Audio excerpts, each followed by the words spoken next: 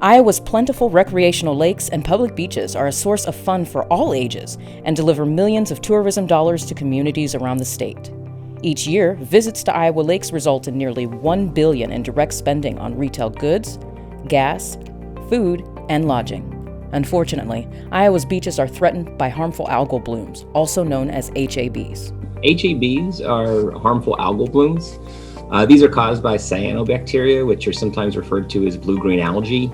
Blue-green algae naturally occur in marine and freshwater ecosystems. The challenge is that some of these cyanobacteria are capable of producing toxins called cyanotoxins. You can't tell visibly if these bacteria are producing toxins or not, so anytime you see this growth of algae, we worry about them being a potentially harmful algal bloom.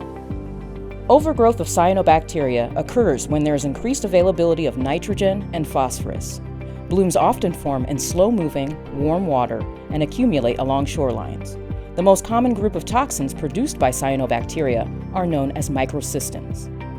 Microcystin is produced by the Microcystis organism. The way that you would come in contact with it is through recreation, primarily.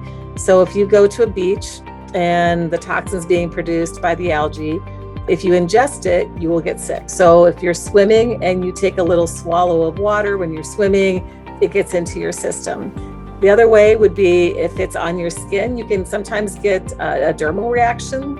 Although microcystin tends to be a toxin that affects the liver and the kidneys. When people are exposed to cyanotoxins, you could have a range of health effects. So it could be something as simple as a mild skin rash to something very severe and serious illness, and in rare circumstances, even death. It could be things like hay fever-like symptoms, skin rashes, respiratory and gastrointestinal distress. Normally, when you ingest microcystin, you're going to start feeling like you've got nausea, or maybe that you've got a little bit of an upset stomach. And that's when we know that it's potentially impacting your system with your liver in particular. Pets can be vulnerable, also livestock, if they're drinking water that's contaminated with microcystins or cyanobacteria.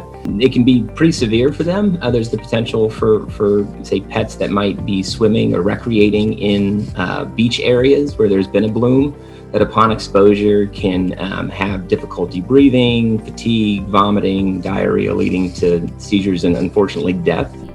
HABs can make it impossible to enjoy our beaches and threaten local tourism.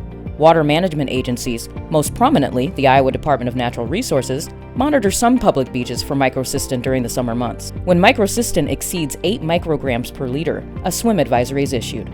However, many lakes are not monitored. As nitrogen and phosphorus pollution continues to degrade Iowa's waters, it impacts recreation at Iowa lakes and threatens local tourism. When we apply fertilizers to the landscape, not all those fertilizers are taken up by the crop. And it doesn't take very much phosphorus, for example, to leave the agricultural system and get in the water body for the algae to really go crazy and bloom. Warmer water, more stagnant water that you might have in times of drought or low rainfall, that if they can combine with nutrients that are in runoff, and we know we have a particularly severe challenge with nutrient runoff here in Iowa, it's basically the perfect conditions for harmful algal blooms to form. We are seeing increases in HABs, and not just the blooms themselves, but in the toxicity of the blooms.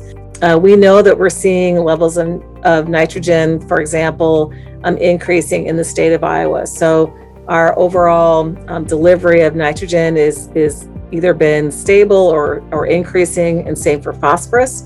So with more nutrients, we'll end up with more blooms. We need to be proactive about dealing with these blooms and keeping people healthy, both from a recreation standpoint as well as from a drinking water standpoint. Reducing agricultural nitrogen and phosphorus pollution is vital to protecting public health, the recreational value of Iowa lakes, and the economic benefits they provide for local communities. To learn more about harmful algal bloom impacts in Iowa and how you can take action, visit iaenvironment.org.